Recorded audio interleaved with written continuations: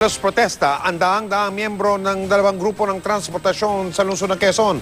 Plano raw kasi silang paalisin ng pamunuan ng isang commercial center kung saan nakapwesto ang kanilang terminal. Nakatutok si Dante Perelio. Maaga pa lang kanina, nakabantay na ang mga security guard at mga pulis sa buong Eton Centris property sa kanto ng EDSA at Quezon Avenue sa Quezon City. Nagtitipon daw kasi sa Philcoa ang ilang daang miyembro ng FEDUDAP o Federation of Jeepney Operators and Drivers Association of the Philippines at ACTO o Alliance of Concerned Transport Organization at nagbabanta raw sumugod sa Eton Centris upang magkilos protesta. Gusto raw kasi ng pamunuan ng Eton Centris na alisin ang kanilang transport terminal sa loob ng kanilang bakuran matapos makuha ng isa pang transport group na Pasang Mazda ang eksklusibong kontrata rito. Katwiran ng FEDUDAP at ACTO, 6 na taon na silang nag-ooperate ng terminal, kaya hindi naman makatwiran na basta na lamang sila palayasin. Nagbabayad din kami. Merong humahawak, hindi kami. Representative ng Eton ang naniningil sa amin.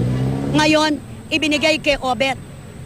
Si Obet na lang ang maniningil. Anong ibig sabihin nun? Malaki ang bayad. Pera pinag-uusapan dito. Kami, naging kabahagi kami, may sticker pa kami ng Eton sa looban ng 6 na taon. Dapat kung sakali magkakaroon ng pagbabago, dapat kami muna ang kausapin. Hindi rin daw dumaan sa tamang proseso ang pagpalit sa kanila ng Pasang Mazda. Wala rin daw konsultasyon. Ayon naman sa Pasang Mazda, hindi naman sila pinapaalis. Yung hanay ni Efren at na hanay ni Senin na bumibiyahin rito, as is pa rin yun. But it will be under the management of Pasang Mazda. Ngayon, kung may mga pagbabago kaming gawin, mag-uusap kami at para sa kayusan ng ating super at higit sa lahat, kayusan ng mga mananakay.